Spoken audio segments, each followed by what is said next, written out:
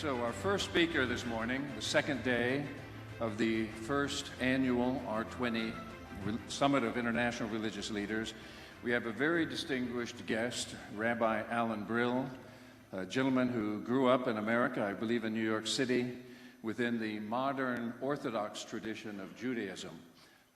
He will be talking to some extent about his personal life background and how that impacts his perception of an extremely significant document that was released by the conservative or Masorti Jewish movement, a member of which, Rabbi Silvina Chemin of Argentina, will speak after Rabbi Brill addresses you. Rabbi Brill is a professor at Seton Hall University. He is a professor. He will describe this in more detail, but I will just say from my point of view, one of the things that's very interesting about Rabbi Brill, he is both a remarkable intellect and he is a mystic. And so he's integrating both the intellectual, the mastery of the traditional legal aspects of Judaism in terms of halakha, and then also the spiritual dimensions of Judaism. And I think this, when you hear him speak, I think you will understand just how valuable it is when these elements come together. If I may, Rabbi, invite you to speak.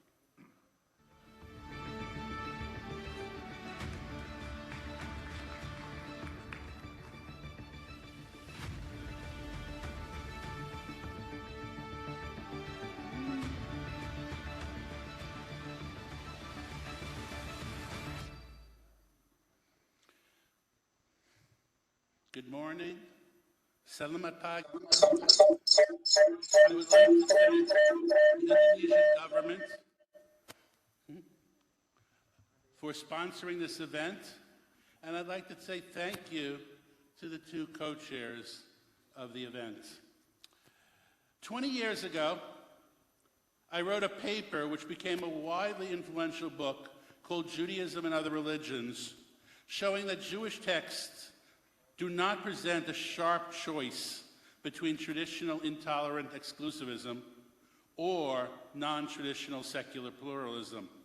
Rather, I showed a rich panorama of inclusive, exclusive, universal Jewish texts from one extreme to the other. I collected the opinions that were out there. The Talmud, a classic of rabbinic Judaism, has passages that are both pro-Gentile but also anti-Gentile. I show that the tradition has passages that are appreciative of members of other religions and passages that are not. Jewish law has positions that are humanistic as well as non-humanistic passages. But the important thing of my book was that we have to choose the former, the humanistic in each case. I stress the universal and inclusive models as models for today. The jurist who deals in religious law will feel more comfortable finding an inclusive place for other religions within a legal definition of believers, while the mystic will feel comfortable finding a place for other religions in the universal mystic oneness of the divine beyond all reality. For comprehensiveness, I included Jewish exclusive text. I went out of my way to include the exclusivist passages rarely discussed in modern times in order to encourage communities to explicitly deal with them by rejecting them. I reminded people of the exclusivism of certain sections of Kabbalah, denying the humanity of non-Jews, and the invoking visions of eschatological destruction. Yet I also showed how contemporary movements went from denying souls to Gentiles in the 18th century to 20th century thinking that all Americans, Jewish and Gentile, are one nation under God, working together to redeem the world. Now, before going further with discussing problematic texts, I want to situate myself. My family comes from Poland, having survived the pogroms, assimilation, and the Holocaust, and they followed a Jewish historic pattern of fleeing persecution. My upbringing was in the tolerant United States, where Jews were considered the same rights as Protestants and Catholics, even though Jews were only a small percentage of the population. I live in New York City, which greater New York City is the largest Jewish city in the world, and I was able to take advantage of the 20th century liberal tolerance of the United States. Furthermore, I live in a post-Vatican II era in which the important 1965 document Nostra Aetate renounced anti-Semitism. And in the years following Nostra Aetate, there was an era of reconciliation between Judaism and Christianity after the Holocaust, with Christian churches seeking to express their rejection of prior teachings of contempt toward Judaism. Decades later, Pope John Paul II went further and acknowledged Judaism as a living religion, acknowledged the state of Israel, and acknowledged the tragedy of the Holocaust. But furthermore, I have a doctorate in Catholic theology, and I currently teach interfaith in a Catholic university. Both would have been unheard of 70 years ago. Just as the church changed and the United States changed, my Judaism changed from a fearful immigrant traditionalism to a strident American modern orthodoxy. As a native-born American, the Jewish language switched from Yiddish to English. My generation attended college. We lost our fear of Gentiles. We went from a folky traditionalism to a text-based religion. I grew up in an era when I expected Judaism to also embrace the changes. My teachers taught me a tolerant, universal Judaism. I was never taught any intolerant texts or ideas, and I would have never expected some obscure text to return in the 21st century. But the intolerant text did return in the 21st century. In 2016, a document produced by the Rabbinic Law Committee of Conservative Judaism moved my descriptive collection of texts in my book to the prescriptive. They dealt directly with two related issues: the return of exclusive texts in the 21st century and the extremism found in the state of Israel and elsewhere. And this is the document that Pachiyah was referring to in his opening remarks as an exemplar. The 2016 document, called the Tshuva in Hebrew, and it's the equivalent process of writing a fatwa answering a contemporary question.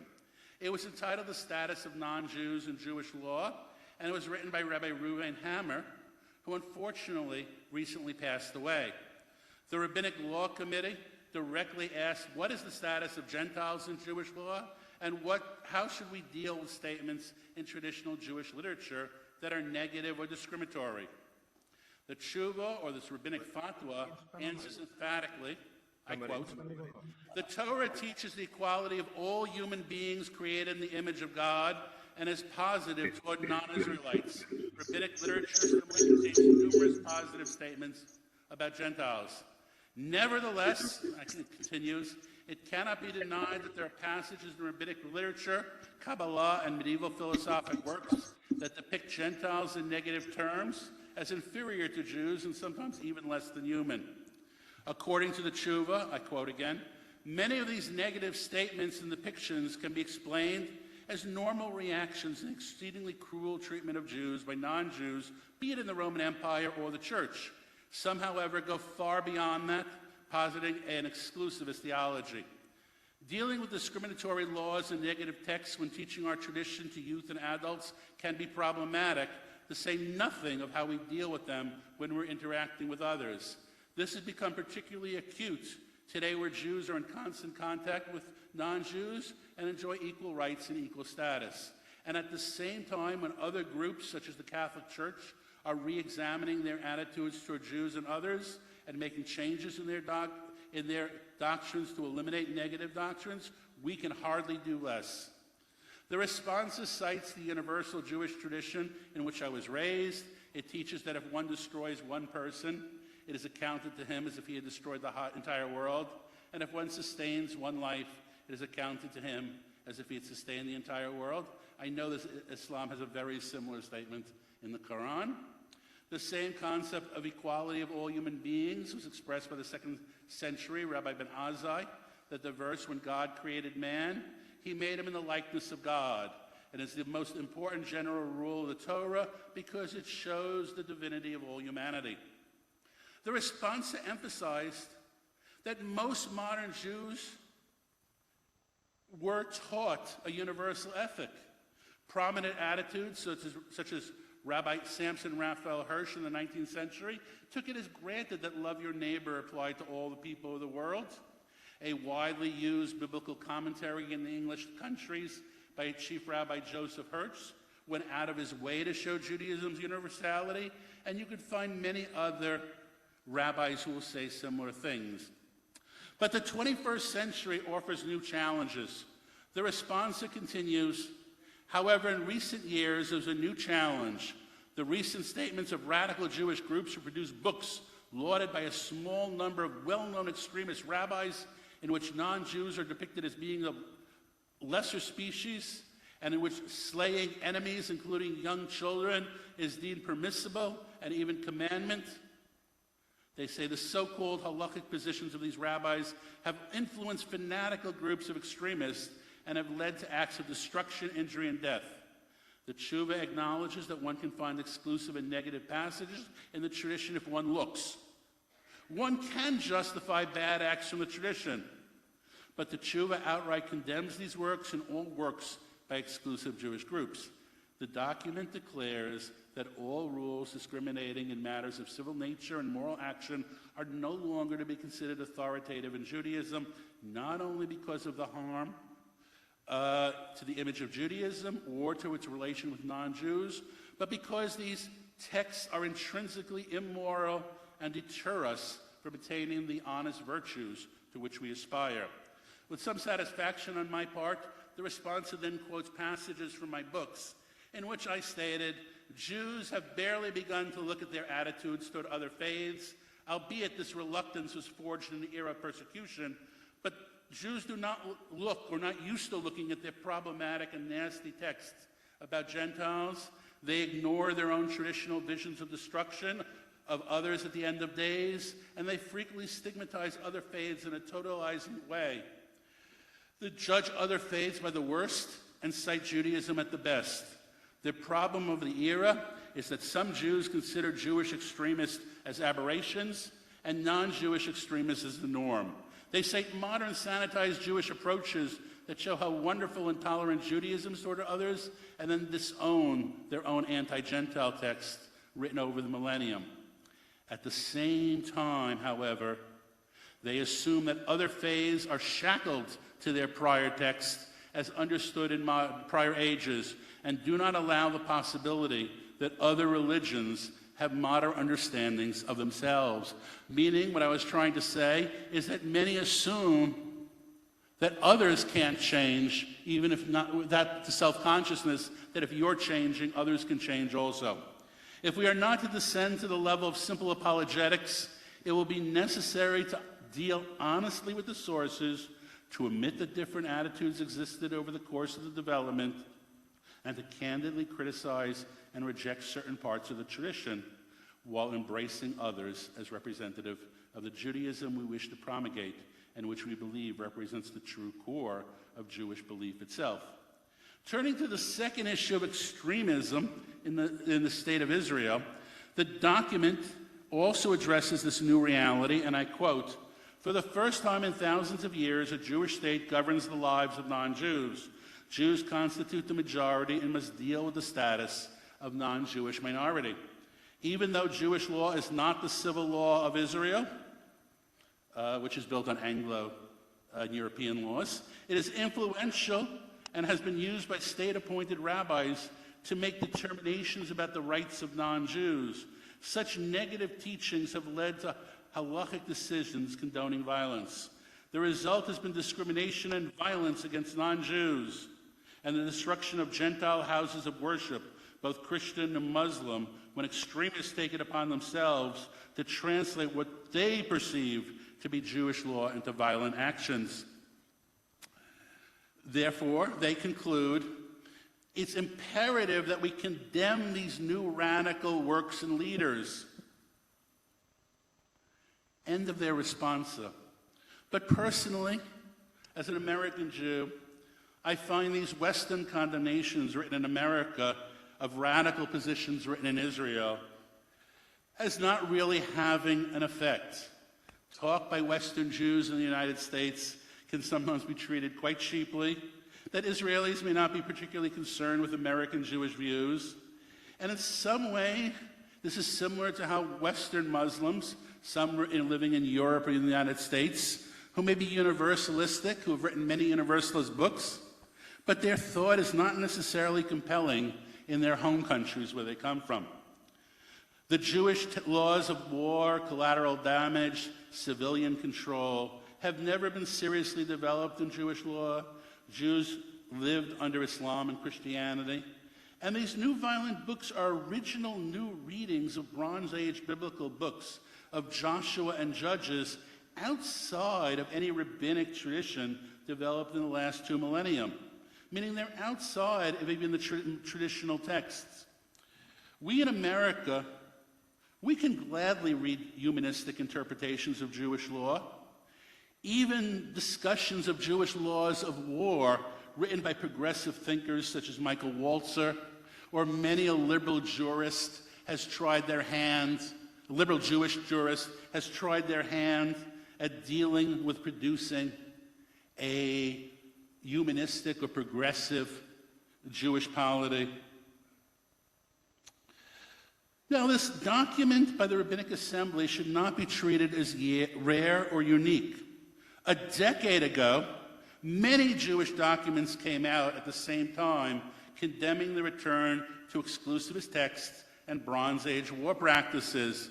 For example, there's a 144-page rebuttal of the right-wing documents, but it's in Hebrew, so it's less useful in this context.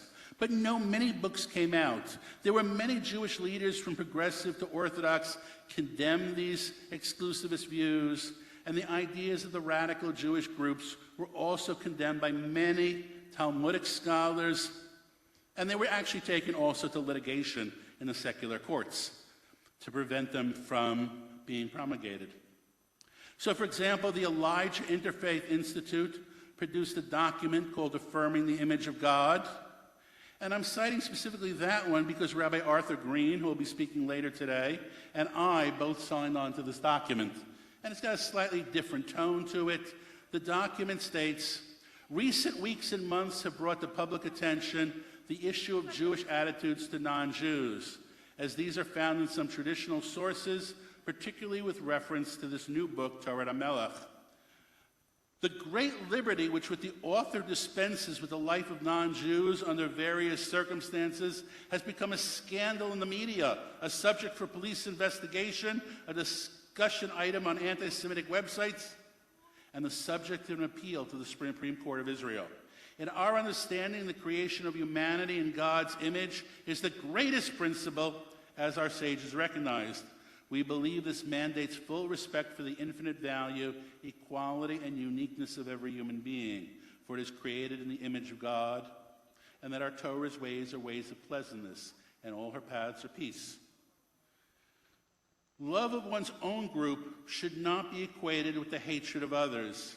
Israel's call is to harmonious and well-being of all humanity, and we recognize that there are voices in our tradition that have lost sight of those great principles. It is therefore a contemporary educational and religious law challenge to confront these extremist teachings, to contain them, to dissent from them publicly, apply the methods of the study of Jewish law, of classical interpretation, and historic study. Accordingly, and this document ends, we call upon rabbis and educators to take a clear stand against narrow views of Jewish particularity in favor of a broader vision of Judaism's relationship to the other. Our scholars stand ready to debate the views under discussion. We need to be reminded that the Lord is good to all and his compassion extends to all creatures.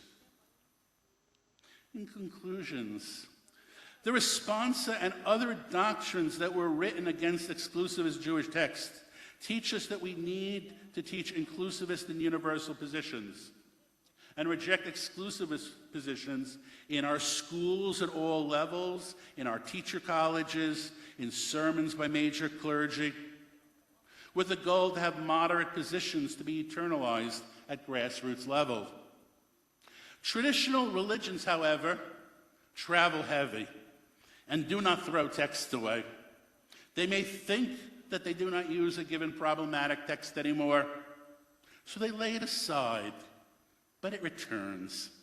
And in every generation, maybe we have to reread it again and again for the context of that generation. The important point is that the universalism that I was taught when I was in school has been, can be, overturned in a later generation if we're not vigilant in teaching the universal parts of our traditions and openly rejecting the exclusive and prejudiced parts. In conclusion, I will close with a quote from Chief Rabbi of the British Empire, Lord Jonathan Sacks, who extolled the power of interfaith understanding. He taught, "We are blessed, and to be blessed, no one has to be cursed. God's love does not work that way. Today, God is calling us to let go of hate and the preaching of hate, and live at last as brothers and sisters, true to our faith and a blessing to others, regardless of their faith, honoring God's name by honoring his image, humankind."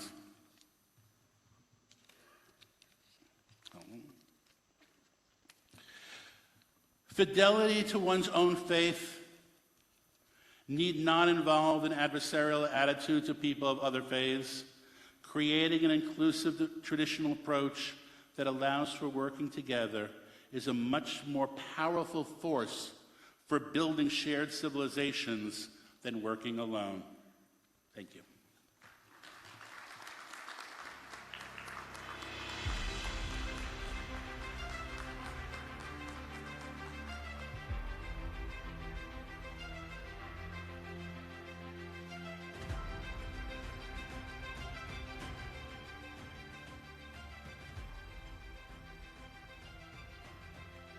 Thank you, Rabbi Brill. On behalf of Kahaji Yair Stakuf, who knows about this teshuvah, who knows about you and your work, we're deeply grateful to you, not just for coming here and being with us and sharing this very important analysis and history, but also for the vital role that you played in the creation of this teshuvah.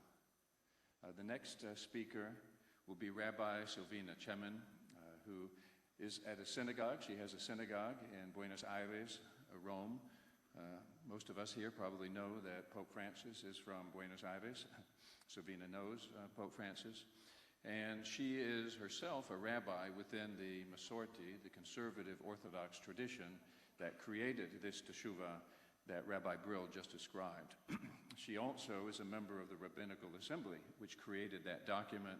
She will speak to us now about how she views and how she practices and how she teaches the implementation of this teshuvah, which is actually the emergence of this teshuvah. The writing of the teshuvah was written by the Masorti movement because it very much reflects their approach to recontextualizing the religious texts in light of current circumstances. This is an approach that has historically been practiced within what we here call Nusantara, the land between the islands, the islands between the water, the archipelago, the Malay archipelago. And Nahdlatul Ulama later on was just anticipation.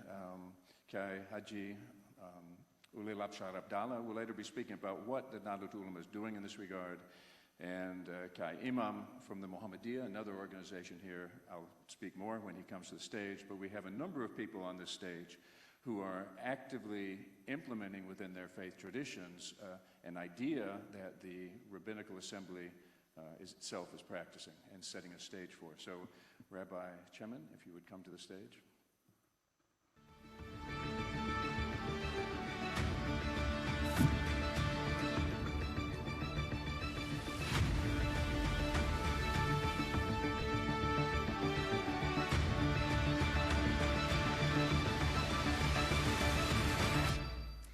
Good morning, ladies and gentlemen. Let me begin by expressing my gratitude to Mr. Holland Taylor, who believed that my voice should be heard at this distinguished gathering, and to Dr. Timothy Shah and Nahdlatul Ulama for taking such loving care to make this possible. It truly is an honor and a privilege to address all of you gathered here today. My name is Silvina Chemen. I am a rabbi of Betel congregation in Buenos Aires, Argentina. The tradition I belong to, as it was mentioned, is called Masorti, a pluralistic, egalitarian, and democratic movement among the Jewish people. I am a pacifist and a human rights activist. As you can see, I am a woman rabbi, a minority in the male-dominated rabbinical world, who lives in Argentina, which is not the most powerful country in the world. My voice, then, is that of the common people, who are in fact those most reliant upon our traditions to improve and defend their lives. So let me thank you for giving a space to the people that need us to be united and strong, that need us to provide answers to the despair that surrounds us. I'm deeply moved by the realization that the R20 is being held prior to the G20 summit, because I understand that religions have much to offer humanity beyond worship and activities within our temples, mosques and sanctuaries.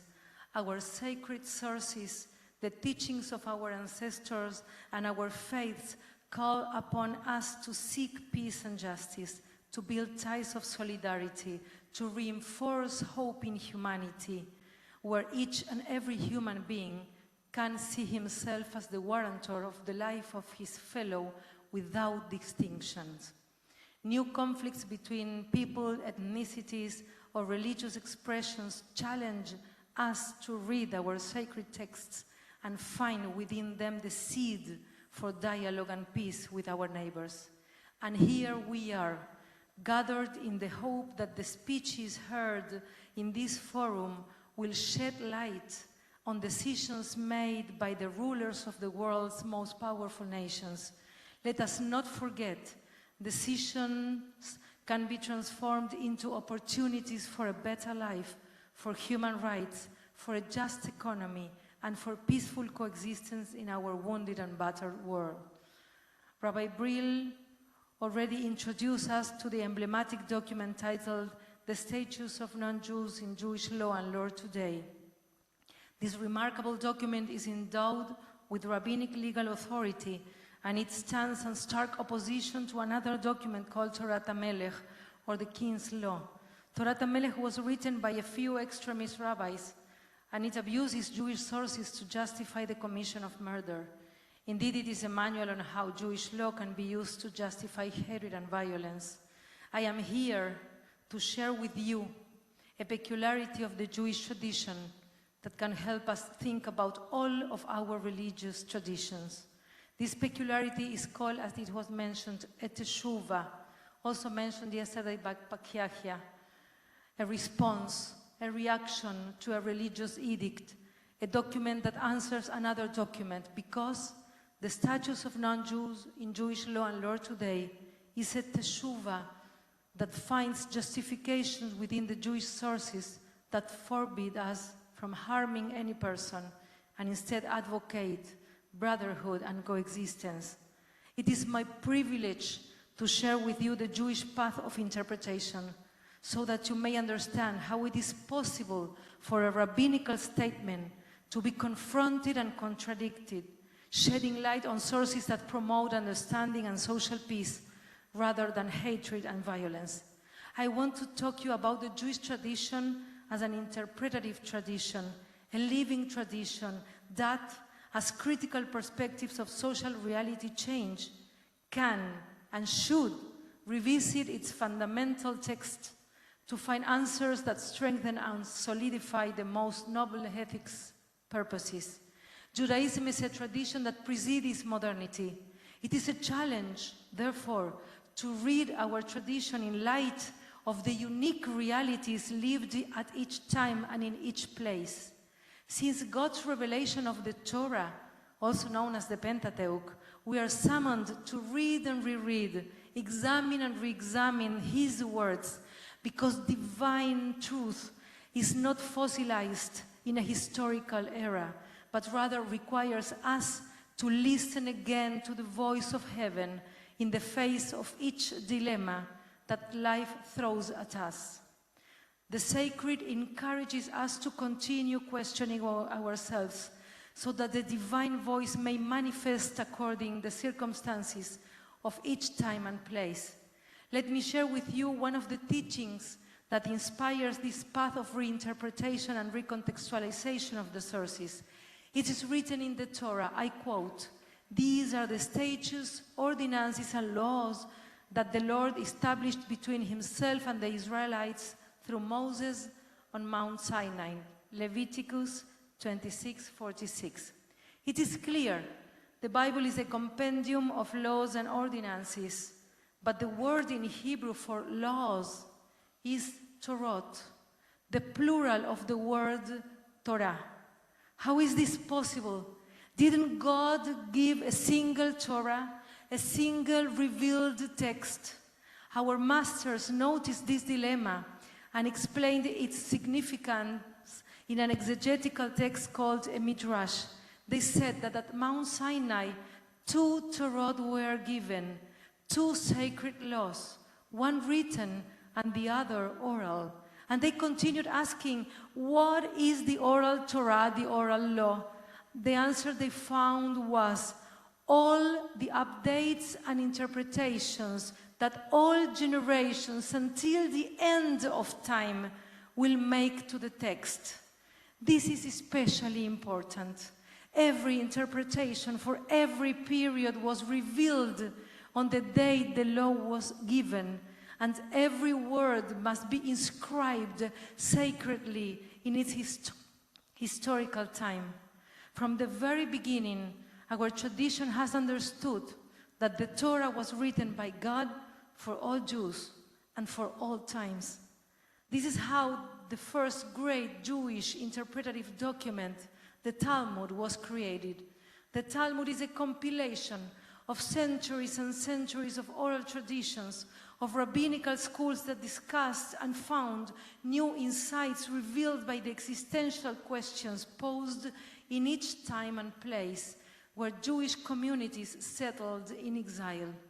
From God's revelation of the Torah until today, the Jewish tradition, in its various expressions, continues to create new literature based upon the new interpretations required to remain faithful to the spirit of the law, so that the ancient teachings that maintain their original vitality and relevance to every time and place.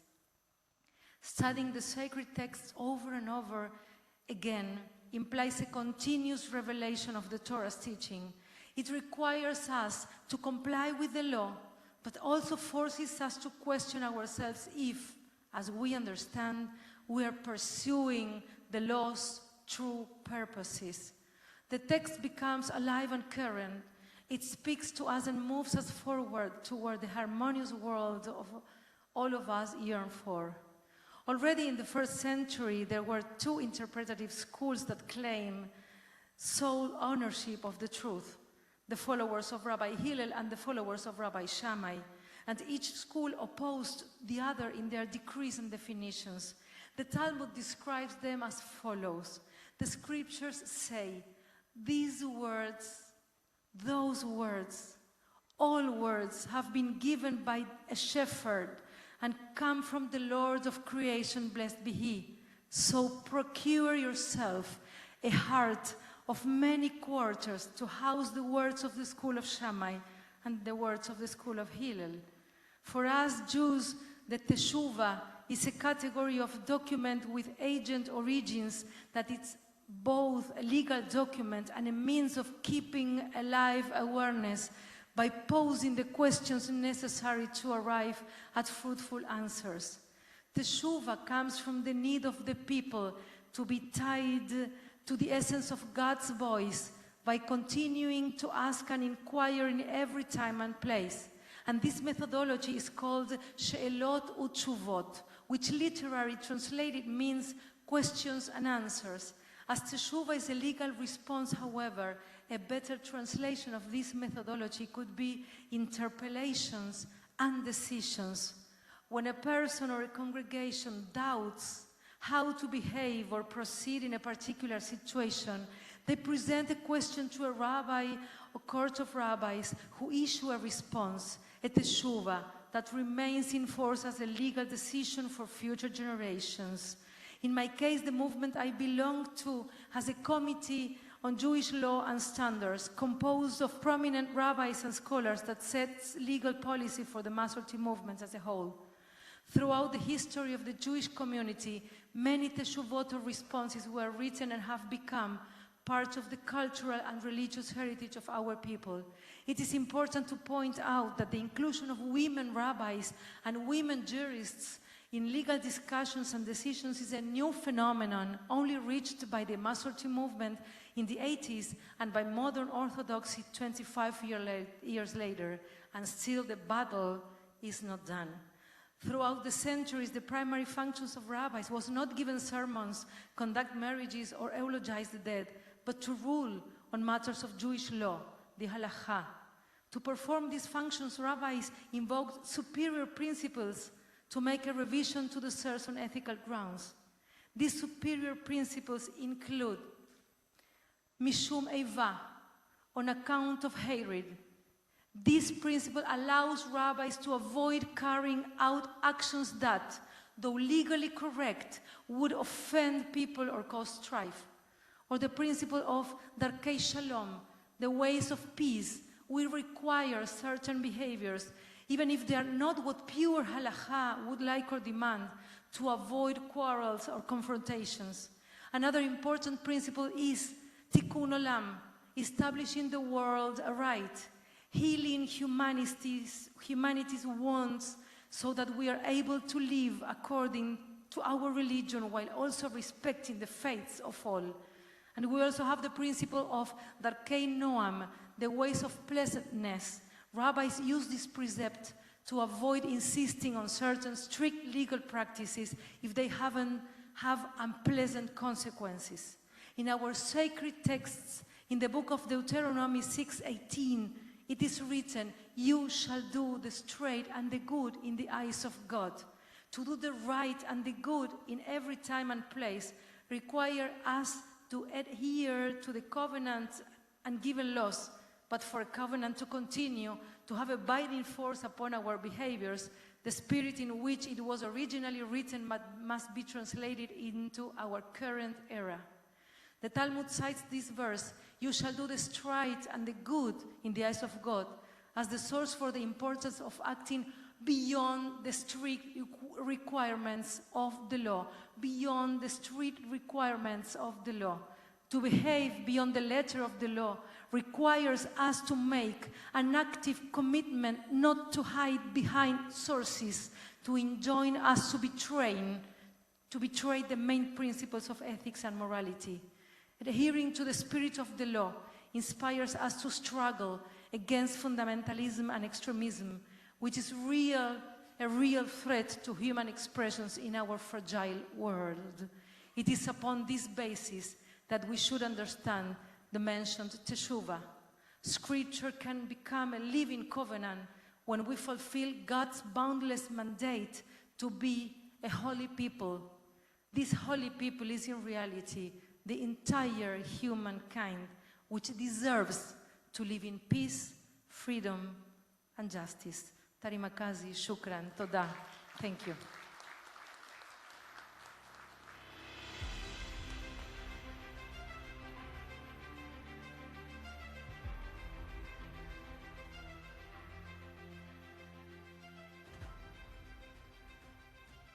Thank you very much, Rabbi Chemin. Our next speaker is from the United States, from a community that not everyone here is familiar with, but which emerged in the United States in the 19th century. His name is Elder Gary Stevenson. He belongs in the group of 12 apostles who govern the church. Its headquarters is in Salt Lake City, Utah, in the Intermountain region in western United States. He is going to speak about how his church, the Church of Jesus Christ of Latter-day Saints, have dealt with the context of changing reality which his community has faced over the past 180 years, or 200 years probably, since its founding. So Elder Stevenson, if you would share your experiences, I'm sure everyone here will be fascinated to hear.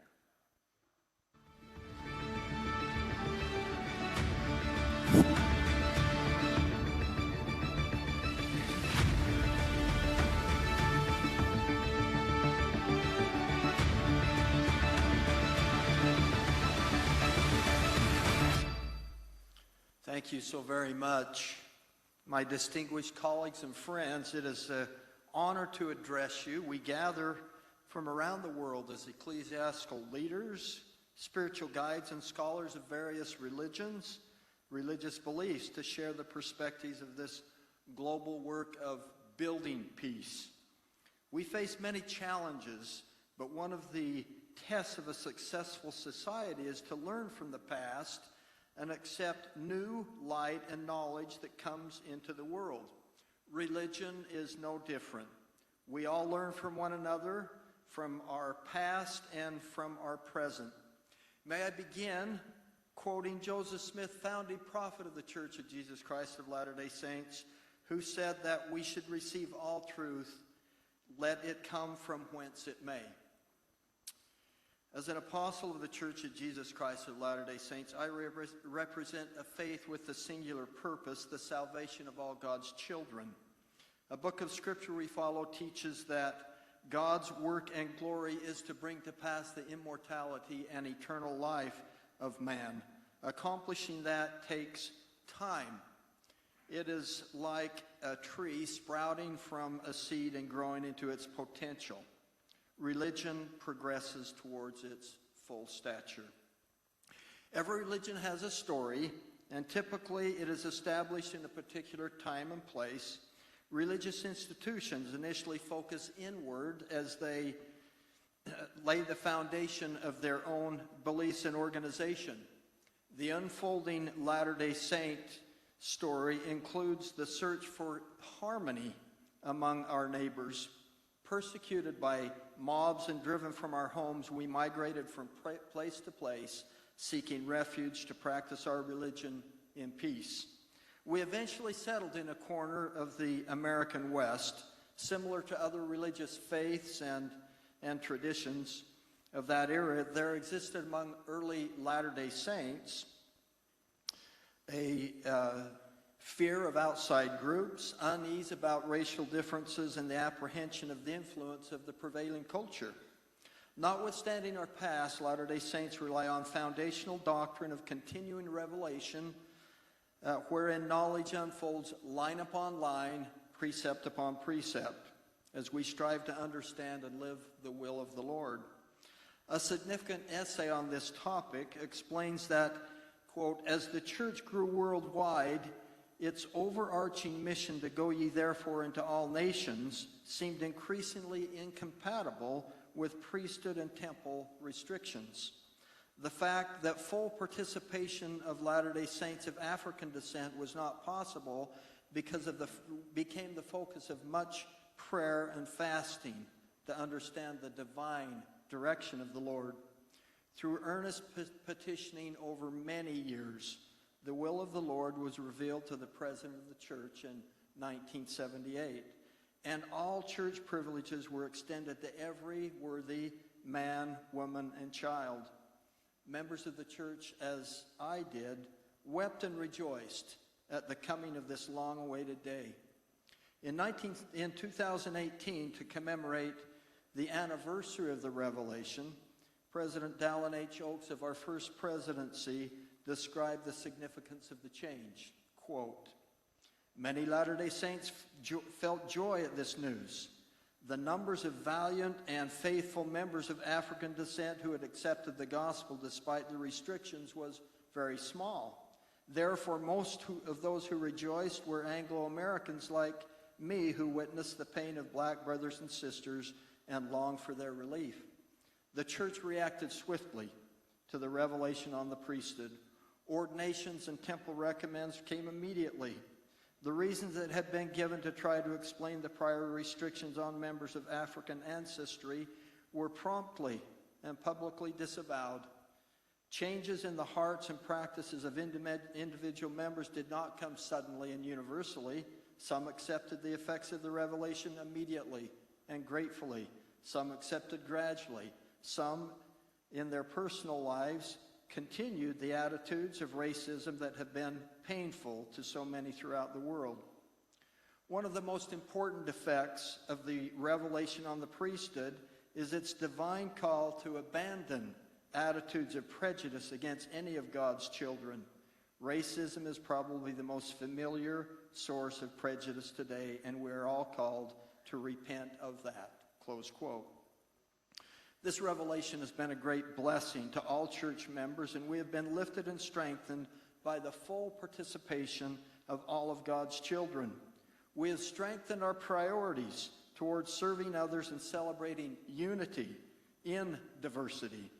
Our shared values with people of faith have compelled us to build bridges of interfaith understanding, foster relationships of racial harmony, and promote fairness for all throughout society, as well as to collaborate with global humanitarian organizations.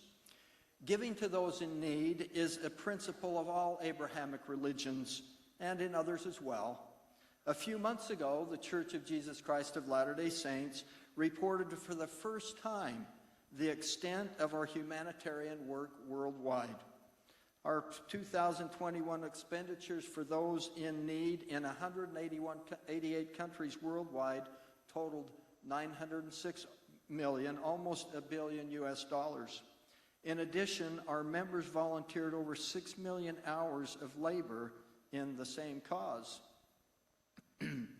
The effort to engage in meaningful dialogue fuels trust.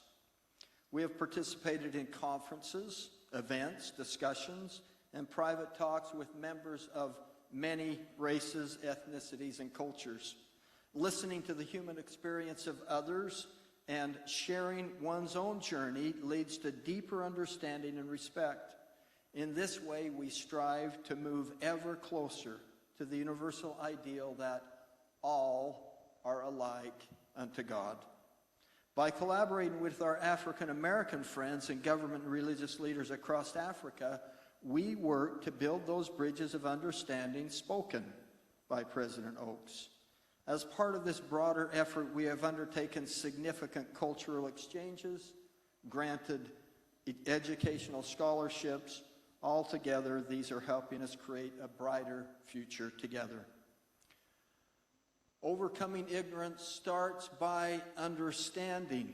To that end, we recently collaborated with Muslim friends to publish a booklet that helps people understand the similarities rather than the differences between Muslims and Latter-day Saints.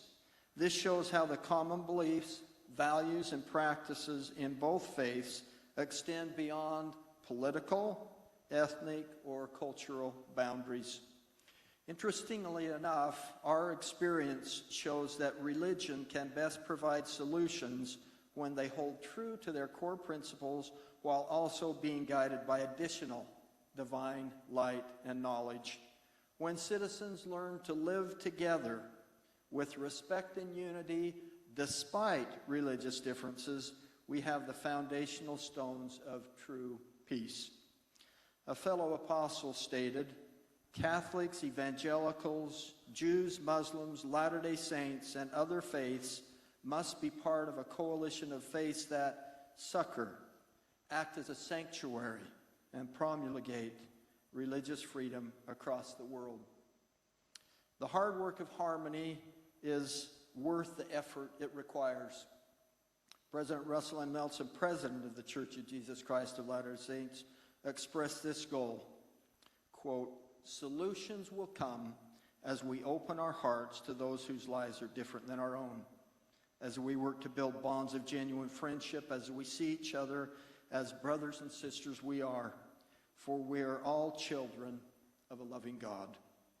The gospel of Jesus Christ calls on us to love people of all faiths, cultures, races, and nations for the common good. All are alike unto God. As one called to be a witness of Jesus Christ and promote the peace and love he taught, I testify of his divinity and invoke divine blessings on all who seek to serve God. In the name of Jesus Christ, amen.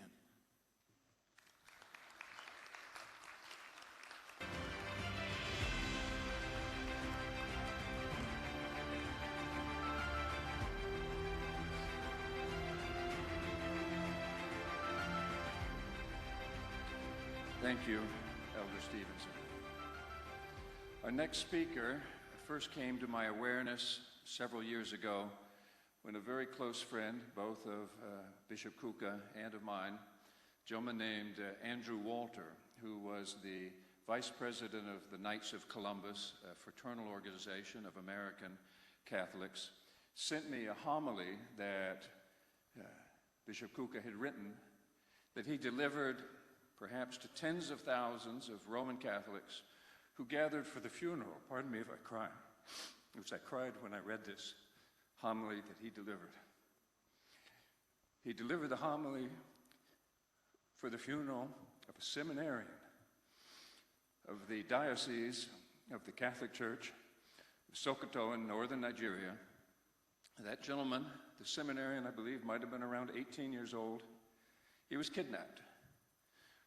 He was tortured, and he was killed, and his body was thrown away as if it was trash. You can imagine the pain that this caused to his community. You can imagine. And Bishop Kuka delivered a funeral homily. It's remarkable in its touching qualities and its call for everyone in the face of such problems to take personal responsibility.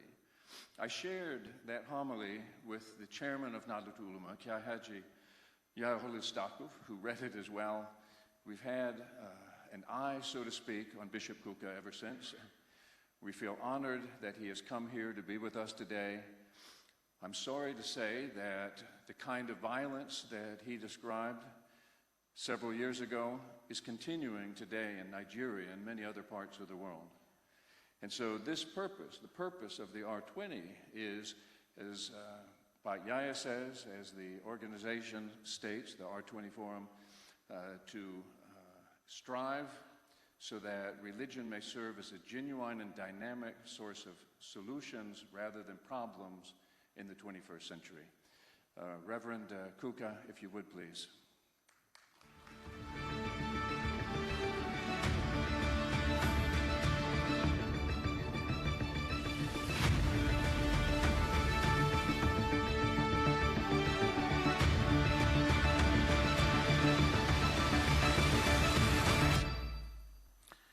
Thank you very much. It just remains for me to add my voice to the voices of so many people who have spoken before me about the honor and the privilege of standing here before such a wonderful audience. I wish that I had better news to deliver to you about my country and a lot of other countries in Africa and around the world. In an earlier statement that I made at the United States Congress in July last year, I summarized my country, Nigeria, in the following words, and I just crave your indulgence to repeat them. I said, from its inception as an independent nation, Nigeria has remained a volatile country, home to over 200 million people, highly resourceful, but endemically corrupt, a combination of serious governance missteps, series of military coups, years of maladministration, a culture of violence have seriously slowed down what would have been one of the greatest nations on earth. It has left its people vulnerable to poverty, disease, violence, and death. Here is the enigma about this great country called Nigeria. Amidst all of this, in 2014, the World Value Survey ranked Nigerians, in spite of all their woes, as the happiest people in the world. Today, a combination of local and global factors of terrorism have further pushed the country to the precipice. After well over 10 years of battling Boko Haram, insurgency, banditry, ethno-religious violence, our weary citizens are absorbed in self-doubt, their natural happiness clouded by the dark clouds of despair. And every day, news of abductions, armed robberies, kidnappings for ransom, murders and assassination of our innocent citizens persist. Our sacred places of worship have become killing fields. Hundreds of worshippers have been murdered in mosques and churches across the country. In response to much of the world, in response to all of this, most of the world tends to simply shrug its shoulders and moves on, as if this cauldron of violence in Africa's most populated country will never reach comfortable people elsewhere in the world.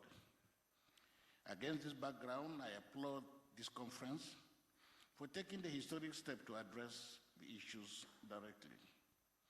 I specifically commend the goal of this conference, which is, quote, to prevent the weaponization of identity and combat the spread of hatred, end of quote. In reality, the reality which confronts us, so many of us today, hatred feeds on the weaponization of identity.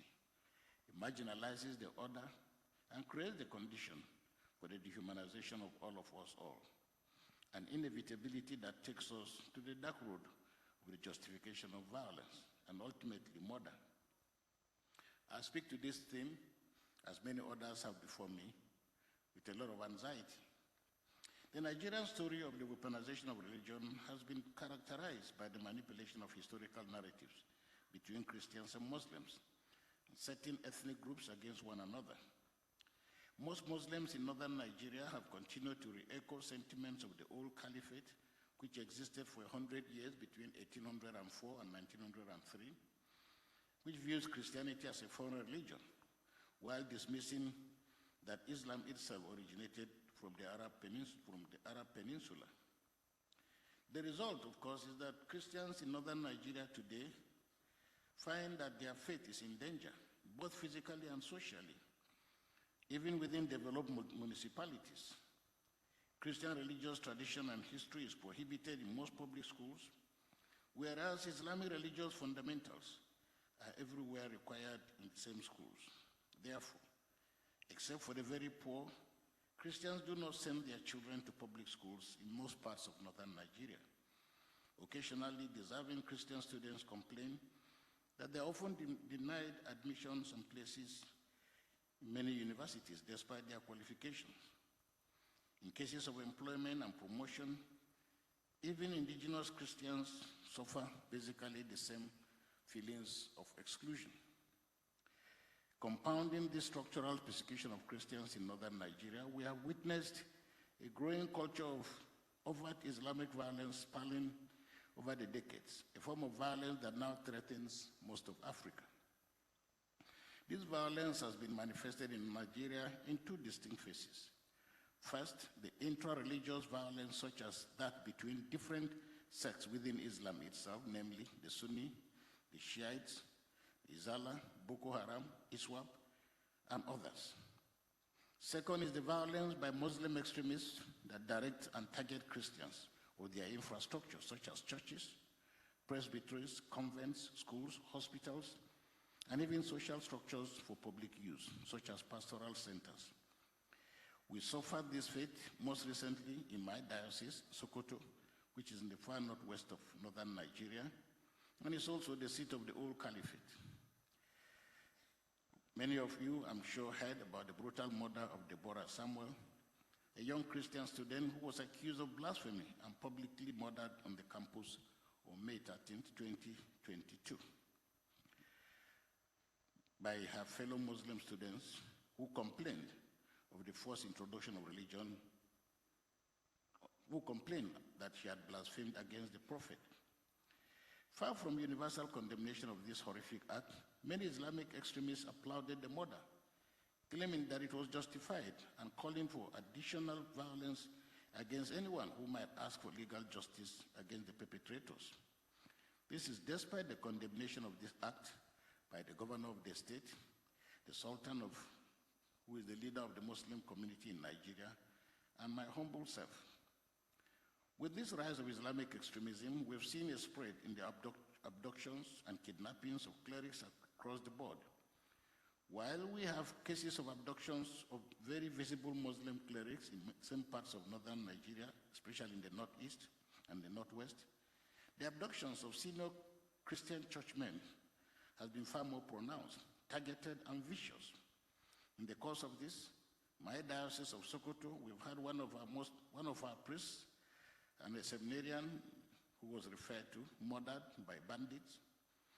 4 more of my priests were kidnapped, and 2 pastoral agents were kidnapped. Only last week was one released. These persons have been held at various places across the country, and very often, as it is the case, the security agencies look the other way, while hapless families, churches have to negotiate with bandits, paying millions of dollars that we can ill afford. I'd like to conclude my comments by making a few observations. First, for us in Africa, the weak infrastructure of the state has predisposed our public office holders to corruption on a truly monumental scale. Governance is seen as state capture, where the political class simply share patronage based on their cynical exploitation of the fault lines of religion and ethnicity. Very often, we joke in Nigeria that when it comes to stealing and appropriation of state resources, there are no Muslims and there are no Christians, because they say a common prayer. Nepotism becomes a weapon of mass corruption in Africa when politicians present themselves as champions of either their ethnic groups or religious group. This exploitation prevents the true democratization and development of our countries across the board. Second, the governments in Africa, and I speak about Nigeria in particular, must develop a strong culture of and a legal basis for pursuing our common citizenship as enshrined in the Constitution, the supreme laws of our land. In our country, Nigeria, we find that most Muslims, especially in northern Nigeria, believe that somehow, even in a democracy, the Constitution is an inferior document and prefer that they live under Sharia law. Although the same Constitution accepts Sharia law, but only as it applies to personal matters. But we've seen constantly an assault on the Constitution and an unwillingness to subscribe to the fine principles that celebrate our diversity as provided for in the Constitution. And I speak here of provisions towards national cohesion that include intermarriages among citizens, but which in many parts of northern Nigeria, we're told that the prescription for a marriage between a Christian and a Muslim, except it is a Christian girl marrying a Muslim, which happens very frequently, but the idea of a young Muslim boy, a young Christian boy marrying a Muslim girl, we're told, and it's popular, that the punishment for that is death. The tragedy, of course, is that the elite say and do nothing. And my argument has always been that it is the elite disposition that predisposes and expands the frontiers of violence by extremists. Thirdly, it is clear to us now that we're all at risk from the hands of these terrorists who use ethnicity and religion to destroy our common humanity. Whether we call them Boko Haram or ISIS or other ethnically or racially based groups, we must all stand together and insist that injury to one is injury to all. Fourthly, a comprehensive integrated program of education remains the cure for extremism. It is not enough for leaders of faith to continue to engage in mere moral rhetoric and meaningless dialogue designed to appease donors while leaving our people victims. As I've said in Nigeria and seen and elsewhere, the first victims of religiously inspired violence by extremists is always their own people. And when we speak in many parts of Nigeria, my Muslim brothers tend to say, well, stop complaining. They're not only killing Christians, they're killing Muslims too. But my response to all of this is, if your son steals from me, you don't console me by telling me he's also stealing from you. In today's world, these victims are often Muslims. And in northern Nigeria, majority of those who have died in the hands of Boko Haram and ISWAP bandits and kidnappers have been Muslims. In closing, I again commend this initiative. However, beyond conferences, we must develop a coherent program of lessons and agreed principles that we can learn and accept from one another. This cancer of weaponization of religion threatens all of us. And history shows us that the empires and emperors have had their day. The world will always be full of men and women with grand delusions about how they have been divinely sent to create a new world at the cost of human blood. However, we must work harder to cure them of their delusions by taking them out of circulation. Here, developing nations must do more than merely append their signatures to international laws that protect human rights. Religious bodies on their part, in collaboration with civil society, must work together to ensure a fairer world for all. Given the plurality of our societies, relations between Christians and Muslims and people based on ethnicity can be better improved if government avoid open discrimination based on other forms of identity. Whereas our religious beliefs and cultures must remain sources of law, the secular democracies must focus on the provisions of national constitutions. Thus, religious leaders should avoid the manipulation of identities and encourage areas of integration through education, common citizenship, intermarriages, and other forms of social cohesion anticipated and enshrined in our constitutions. Finally, a fundamental belief in human dignity and the sacred nature of the family binds us all together. Every one of us here today, weaponizing identity through dubious and false religious and ethnic triumphalism, as the world has seen under apartheid, racism, Nazism, and only recently the tragedy in Rwanda, all of these only diminish our common humanity. The continued weaponization of identity in plural societies will only make progress impossible, national cohesion elusive, and development a dream deferred. Leaders of world religions must unite in the face of the forces of secularism and extremism, and there is a sense in which our silence in moments of severe danger and rupture of our societies in the name of religion only offers the greatest opening doors to extremism. Thank you very much.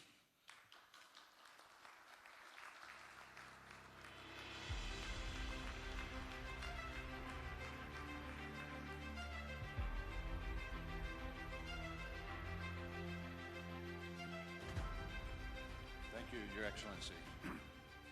Our next two speakers are both citizens of Indonesia. They represent the two largest Muslim organizations in Indonesia. Often in this country, as many of you know, but also many of you who are visiting us from abroad may not know, Indonesia is a multi-religious and pluralistic nation state. It's not a secular nation, but nor is Islam its state religion. There are multiple religions that are recognized as having equal status, and the Constitution of Indonesia guarantees freedom of worship, freedom of conscience. The two organizations in question are often referred to in Indonesia as Soko Negara atau Soko NKRI, Soko UD45, because the foundation of the Indonesian nation state, NKRI, means the unitary state of the Republic of Indonesia. UD45 means the Constitution of Indonesia, which has Pancasila as its foundation. So what I said in Indonesian a moment ago is that these two organizations, Muhammadiyah and Nahdlatul Ulama, are regarded as the pillars which uphold the roof and the entire structure of Indonesia as a multi-religious and pluralistic nation state. So our first speaker, Kiai Imam Ad-Darud Qutni, is here today representing the Nahdlatul Ulama Central Board. He will speak to us about a concept, but it's more than a concept. It's really a way of actualizing and inculcating within the Muslim community in Indonesia, particularly within the context of the Muhammadiyah, the idea I believe they refer to as Islam berkemajuan. I believe that Kiai Imam will tell us about this. so that we can all learn from the experience of the Muhammadiyah and their particular strategies and practice in upholding the traditions of religious pluralism and tolerance in Indonesia. Thank you.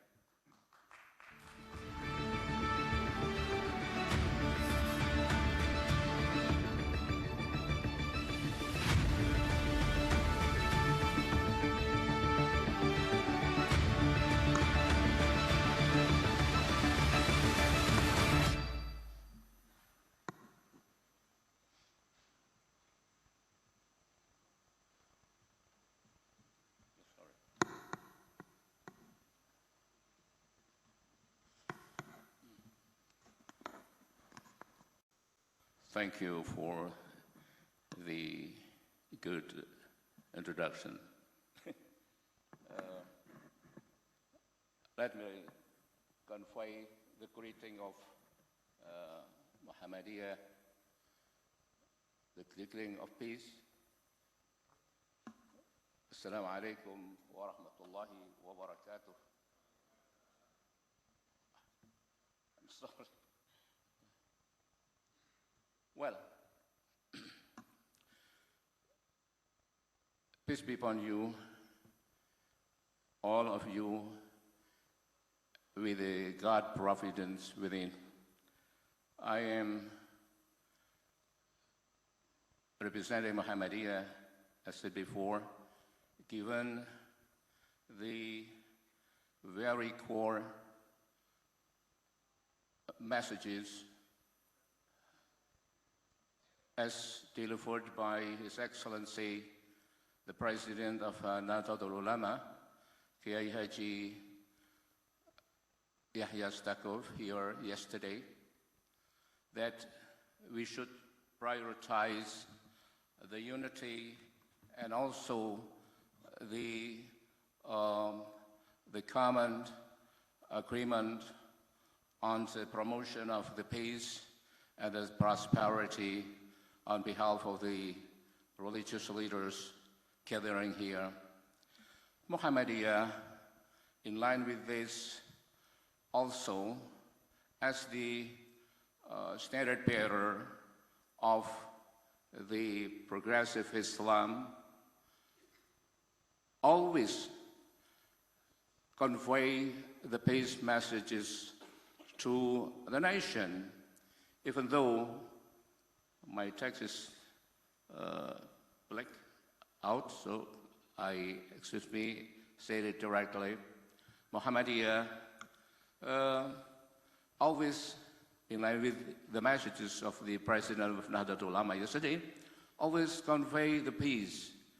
And from the earliest time, Muhammadiyah try at first promote the modernization in terms of the apparatus and appliances of the education, moderation in terms of the education system. Then now, since 2004, Muhammadiyah declared the urgency of promoting the progressive Islam. The progressive Islam deals with the ideas of the external or influenced by external and internal factors. External factors dealing with the deteriorating conditions of the human civilizational heritages because of, to some extent, the excessive practices of our democracy that we have been confessing so far. Many parts of the world has been now jammed down to the ruins of the civilizational grandeur and splendor, particularly in Africa, some part in the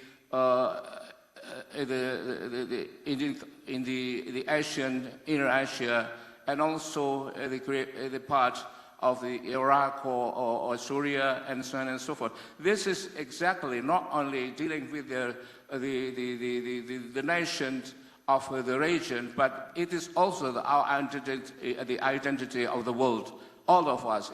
It is also the identity of the democracy to be upheld together as of today. Nevertheless, Muhammadiyah sometimes is stigmatized as the radicals group of Islam and fundamentalists to some extent. But it is, I think, Muhammadiyah think that it is misconceived to some extent and also misunderstood. Why? Even in Indonesia, we never, since the 100 years Muhammadiyah have dedicated their vision and mission, never think and a set of agenda to substitute any system of our country. The top of Muhammadiyah leader even had been one of the founding fathers of this Republic of Indonesia. And as of today, and currently, Muhammadiyah has been developing and continue developing the progress of the education system in part of our nation development. More than 100 years, Muhammadiyah has dedicated his vision and mission now. More than 200 universities of Muhammadiyah across the nation accommodate 1,000 of non-Muslim students who are pursuing their studies. In NTT, eastern part of Nusa Tenggara alone, the University of Muhammadiyah sometimes is put in a joke as the CMU. CMU is abbreviation of the Christian Muhammadiyah University. This is a fact. So, but in Papua, the majority of the students are Christian too. And 65 of the students are Christian. When there took place the riot in, as the aftermath of the reform in 1998, Muhammadiyah buildings, the eastern part of Indonesia, defended by the Christian people too. So this is now Muhammadiyah promoting this progressive Islam just in terms of promoting how we should revitalize our democracy, not to be excessive. We should be a democratic people and should be the defender of the prosperity of the world and the civilization. That's all, and thank you very much. Assalamu alaikum wa rahmatullahi wa barakatuh.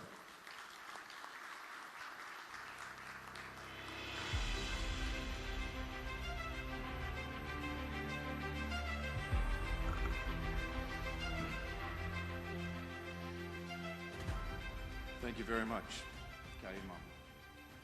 Our next speaker is very well known in Indonesia.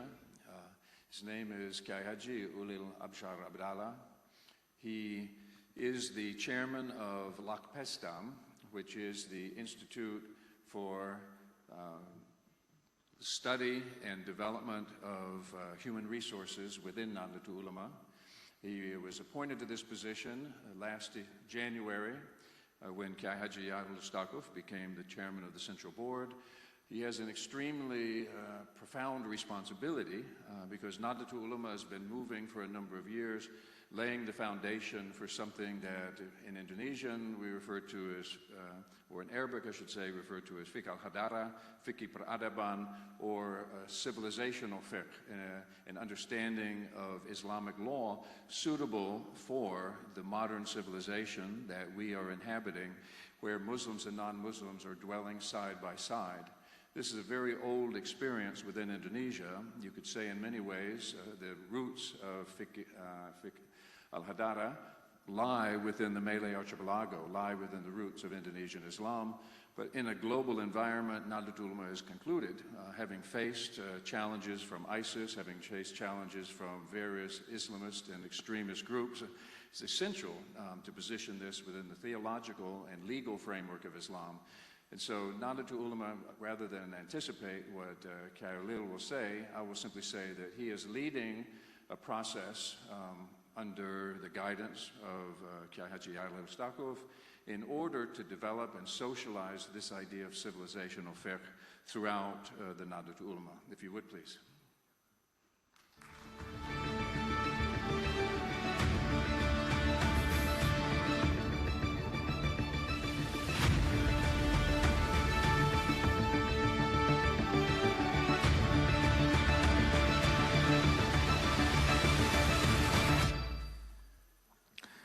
Good morning. Good morning. Assalamu alaikum wa rahmatullahi wa barakatuh. Let me begin my speech by telling you a story. In 70s of last century, Kiai Haji Abdul Rahman Wahid, or as widely known as Gus Dur, our former president and our former general chairperson of Nahdlatul Ulama, was invited to give a lecture in a Christian seminary in Malang, East Java. Gus Dur was still young by then, and he accepted the invitation. So he went to this Christian seminary in Malang, in East Java, and gave a lecture or presentation about Islam. But the controversy ensued or followed after Gus Dur came home. News spread out about his going and visiting and giving a lecture in Christian seminary. Some traditional ulama or cleric of our organization objected very much to Gus Dur giving a lecture in Christian seminary. That was in 70s. I can describe that period, borrowing from the Catholic terminology, as our pre-Vatican II moment in our history in Nahdlatul Ulama.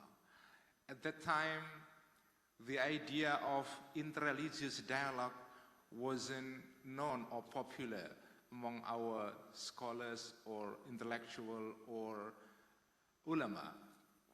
Then, moving forward, in 80s of last century, 1980s, Kiai Haji Abdul Rahman Wahid or Gus Dur became one of the important icon and symbol of the interfaith dialogue. And by then, Gus Dur became the president or the general chairperson of Nahdlatul Ulama. And Gus Dur initiated a series of dialogue, of interfaith dialogue. And Gus Dur is one of the most important intellectual thinker and also ulama who was responsible for setting in motion a series of dialogue, interfaith conversation, and also produce a new generation of Muslim thinkers and intellectuals who were active in interfaith dialogue, including me. Today, Nahdlatul Ulama sponsored, initiated, in collaboration with Rabita Alam al-Islami, to organize this very ambitious forum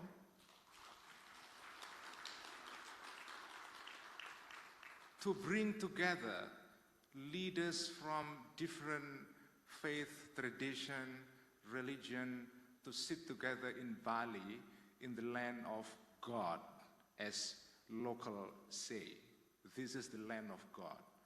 Can you imagine the journey from 70s to 2022? The journey from Gus Dur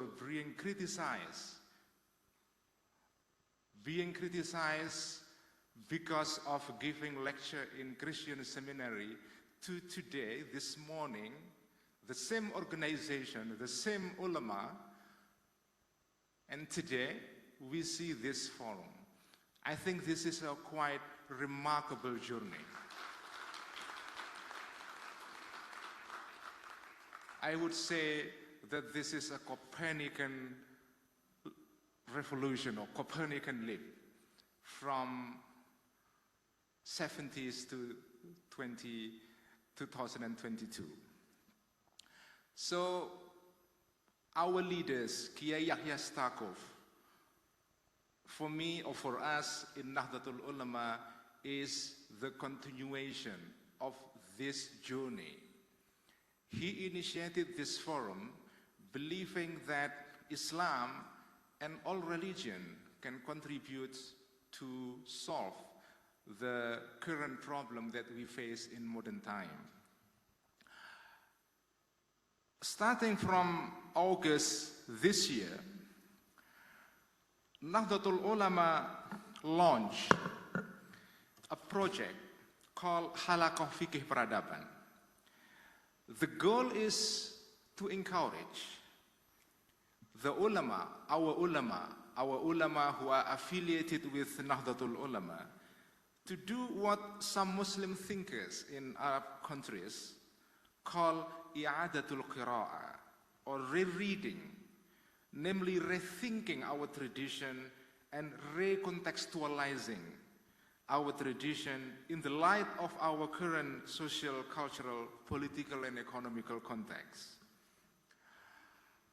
Ladies and gentlemen, Muslims are not alone in encountering the challenge posed by modernity.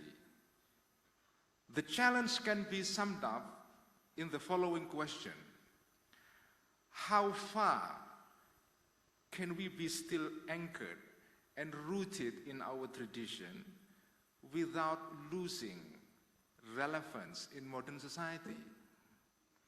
How can we be Muslim or Jews or Christian, Hindus, Buddhists, etc., in the sense of being faithful, loyal to our tradition, and yet remain relevant in modern society? Or, as some Arab Muslim thinkers in Middle East term it as the mushkila, the challenge of al-asala wal-hadatha. That's the biggest challenge of Muslim today. Jews, Christian, and Muslim, I name only these three religions since they share common ancestry. Jews, Christian, and Muslim have one thing in common.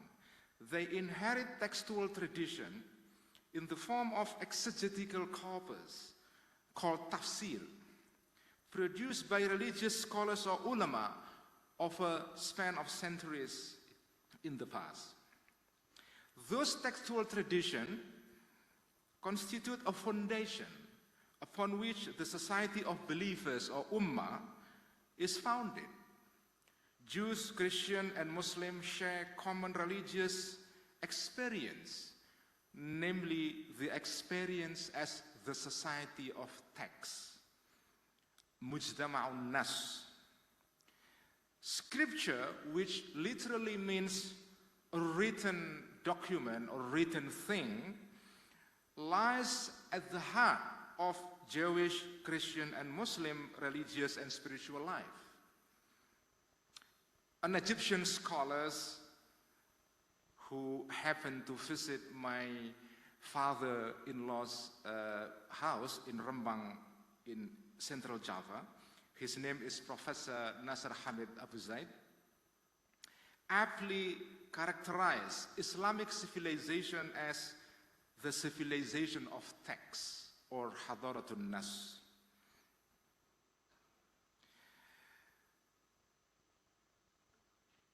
In a nutshell, we cannot understand the mechanic of Islamic society or other religious society, including Christian and Jewish, without paying serious attention to the texts around which Muslim life revolve. However, in the context of Islam, there is no single text. There is one single text with capital T that constitutes the foundational text, or An-Nasul Mu'assis, from which all other texts come from. And that is the Quran and Sunnah, or the prophetic tradition. These texts give rise to thousands of texts, other texts written by the ulama, by the scholars, by the cleric in the past. And these thousands of texts in the form of exegetical corpus that explain and interpret the Quran and Sunnah became the foundation of the Muslim life throughout the centuries. The problem is, and this is the problem that Muslim, Christian, and Jews share, as Rabbi Sylvina Shemen quite wonderfully speak about it in her passionate speech. The problem is that these texts, these 1,000 texts, were written in a different context. This is the problem. And Nahdlatul Ulama literally means the awakening of traditional religious ulama, or religious scholars. We inherit this rich tradition of text. The problem is that these texts were written in the different context, different situation. Our challenge today, as a Muslim, as a member of Nahdlatul Ulama, or as Nahdiyin, is to rethink, reinterpret, reevaluate our understanding, our interpretation of this text. Nahdlatul Ulama, under the guidance of Kiai Yahya Khalil Stakuf, initiated from August this year a series of seminars called Halaqah of Fiqh Peradaban. And these seminars are, the goal is to encourage our ulama to rethink, to do i'adatul qira'ah, to do rereading and rethinking of our tradition. It started from August, and we are going to organize 250 halaqah seminars in the span of 5 months. And I'm responsible for organizing this halaqah, and the response of the kiai, of the ulama, of our leaders and scholars are quite enthusiastic, which is quite, for me, is surprising. There is no moment of ulama questioning me or Kiai Yahya why organizing this seminar or this halaqah, because this halaqah is trying to criticize and also contextualize and rethink our tradition. So this is, I think, a good progress in Nahdlatul Ulama. And I believe that this halaqah will produce a new generation of kiai, of ulama, who can contextualize Islamic tradition within the modern context. Wassalamu alaikum wa rahmatullahi wa barakatuh.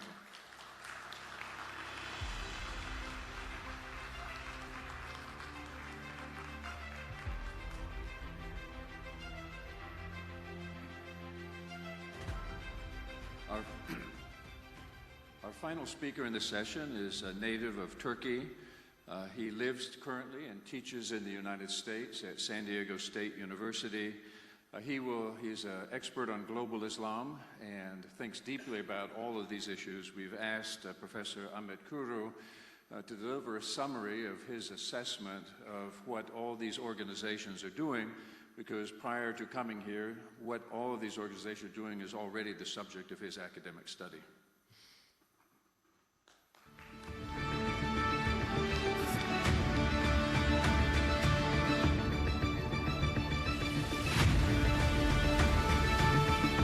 Assalamu alaikum. Bismillahirrahmanirrahim. I am honored to be in this historic event, especially this seminal panel. Thankful to Pak Yahya, Holland Taylor, and Tim Shah and other organizers. In 4 days, it will be my 50th birthday. When I was born, half a century ago in Turkey. It was the high moment of secularism worldwide as a political trend. And when I decided to become a practicing Muslim, I faced some level of discrimination, and especially my wife, wearing a scarf, faced official discrimination in Turkish secular structure. But gradually, eventually, there is a religious revival worldwide. Hence, it made me happy with the expectation of expanding of religious freedoms. Global changes, including Iranian revolution, the collapse of the Soviet Union, the worldwide decline of socialism, the rise of evangelicals in the United States, religious parties in Israel, BJP in India, and Islamism worldwide. But I am not happy with this religious revival, and I am not alone. When we look at American society in the last 10 years, the percentage of unaffiliated people with no religion jumped from 15% to 25%. In Iran, according to a recent survey, more than half of the people define themselves no longer Muslim. In Turkey, the Director of Religious Affairs, Diyanet, recently admitted that there is a rising deism even in Islamic schools. Why? What's happening? My short answer is politicization of religion. The alliance between clergy and political rulers, especially in authoritarian countries, push young generation to secularism. And this clergy-state alliance has deep historical roots. In the Muslim world, the golden era of science and philosophy between 8th to 12th centuries really ended with the rise of ulama-state alliance. And more recently, with the religious revival I emphasize, we see now the combination of GOP, Republican Party, and evangelicals in the United States, the rise of Hindu nationalism in India, Diyanet as the partner of Tayyip Erdogan's regime in Turkey, Iran ruled by the clergy, LSR part and Grand Mufti part of the Sisi regime, and all of them mean that religion is becoming part of right-wing populism, which brings together religion, nationalism, and a demagogic political leadership. And what about the impact? It's mostly certain danger to religious minorities, and we have been hearing in this panel and others. And when religious minorities persecuted, attacked by right-wing governments, it's mostly secularists defend. In the United States, when Trump pushing the Muslim ban, it was ACLU, the most secularist institution, defend Muslim rights. When in India, Muslims face persecution, it's the secularists in India who defend them. And when Uyghur Muslims in China persecuted, Muslim Islamic governments didn't support them, neither Saudi Arabia, nor Indonesia, nor several other countries, you name it, which gives the idea that secularists are for human rights and minority rights, and religious leaders are mostly for majoritarian domination of their majoritarian religion. So this is truly a challenge, and for me, it may mean the rise of certain level of secularist backlash coming in the future. And the solution, I think this panel asks the rightful question about these concerns. What can we do?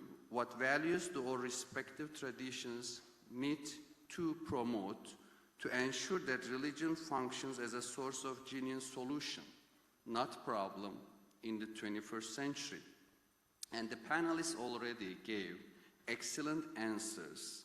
They each provided bold and insightful remarks about how to reform Jewish, Mormon, Christian, and Muslim traditions within their own criteria, particularly on the issue of minority rights. They have emphasized that majority religions should defend a moral ground against the persecution of others and religious minorities, so that religious stance would help the establishment of equal citizenship. So I had the privilege to read 4 of the papers before the panel, and if I briefly mention them, Rabbi Professor Ellen Brill and Rabbi Sylvina Chaman referred to a seminal reformist document, The Status of Non-Jews in the Jewish Land and Jewish Law, and this document is crucial for the future relations between Jews and non-Jews, particularly Muslims and Christian Arabs. Then Imam Ad-Dararqutni explained how Muhammadiyah has pursued a reformist agenda for progressive Islam. And my friend Mas'ulil Ulil Abdullah explained how Indonesia's Nahdlatul Ulama has had a historic initiative, humanitarian Islam, which focus on rahmah, loosely translated as love and compassion, and it reformed Islamic thought on controversial issues, including equal citizenship and relations with non-Muslims. And this humanitarian Islam was very important for me in the United States when my students were all reading about the Taliban's retaking power in Afghanistan, and the media was full of news about that. The Conversation.com approached me to write and show the diverse visions of Islam. And then I pick up humanitarian Islam with on the three issues that try to reform Islamic thought. One issue is the leadership caliphate, emphasizing that modern state with its democratic structure is perfectly fine. The second is the issue of equal citizenship. Non-Muslims should not be discriminated as secondary citizens. And the third issue is the legitimacy of the law parliaments are making without really promoting the Islamist agenda of Sharia-based Islamic State, but legitimizing the secular or parliamentary structure. And then when I teach my students and wrote the article about humanitarian Islam, it really makes them, give them idea that it's not all about Taliban, but there are other visions, and a major vision coming from Indonesia, and hopefully it may have an impact in the long run, even in the Middle East.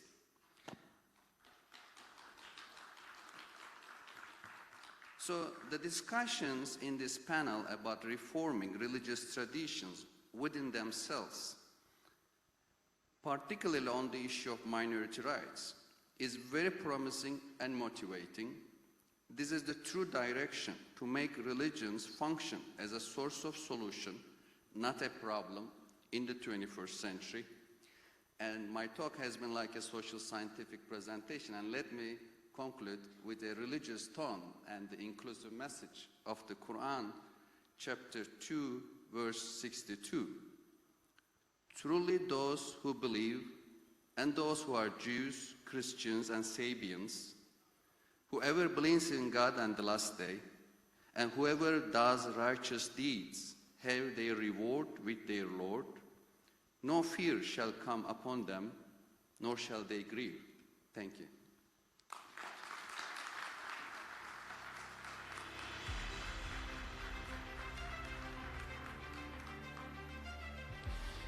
In wrapping up this session, I'll just tell an anecdote here about Kai Haji Yahya Stakuf. By the way, thank you, Ahmet. But Yahya is very, very familiar with this teshuvah that was created by the Rabbinical Assembly. He studied it in length. He also is quite familiar with the structure of the Masorti movement, their way of approaching all this.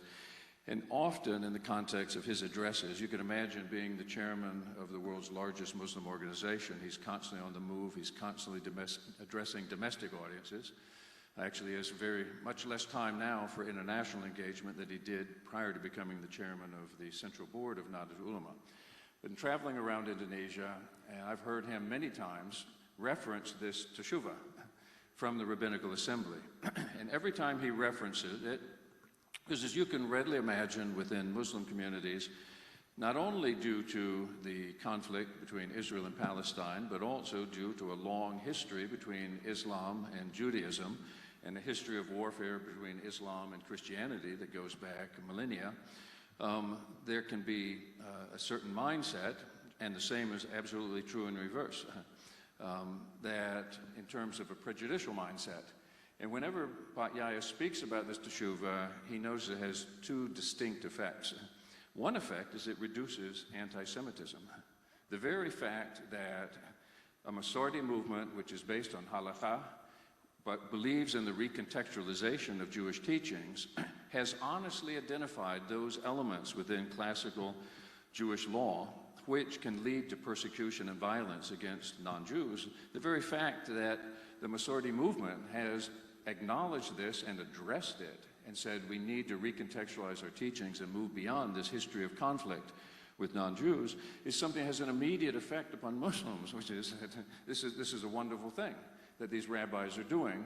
And it has a distinct effect both to reduce anti-Semitism and to inspire the thought this would be a very relevant process within Islam itself. And this is the precise thing that Kai Haji Ulil Abshar Abdallah is responsible for, and that Imam Ad-Daraqutni and Islam Barkamajuan and the Muhammadiyya are doing. So I want to thank all of our guests here today for speaking, for coming such a long distance. And I want to thank all of you for your patience with us, and I hope you found this session stimulating. Mr. Holland, now we would like to have a token of appreciation. I would like to invite Mrs. Safira Mahrusa to deliver the token of appreciation.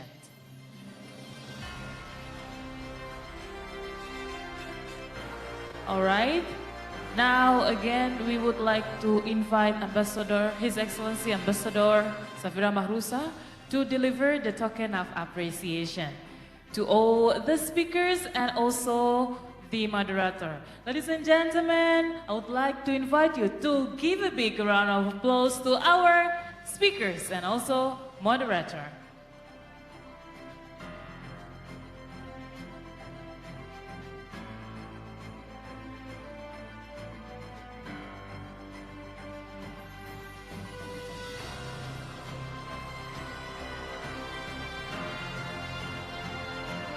All right, after the token of appreciations,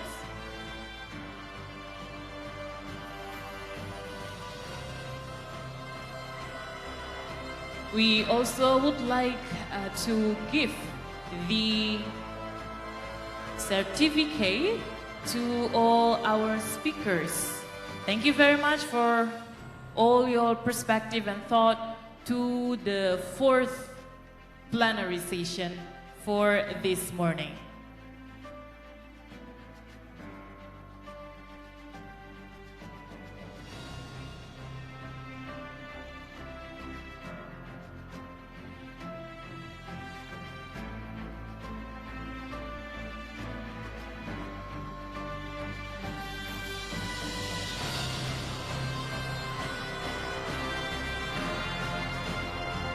All right, ladies and gentlemen, token of appreciation and certificate already delivered. Now we have the photo group sessions.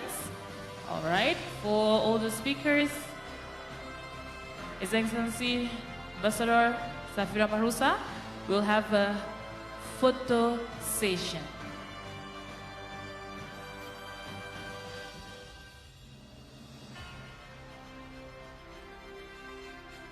All right, please give a big round of applause to our beloved speaker and also moderator. Thank you very much, ladies and gentlemen, and now you may return to your seat.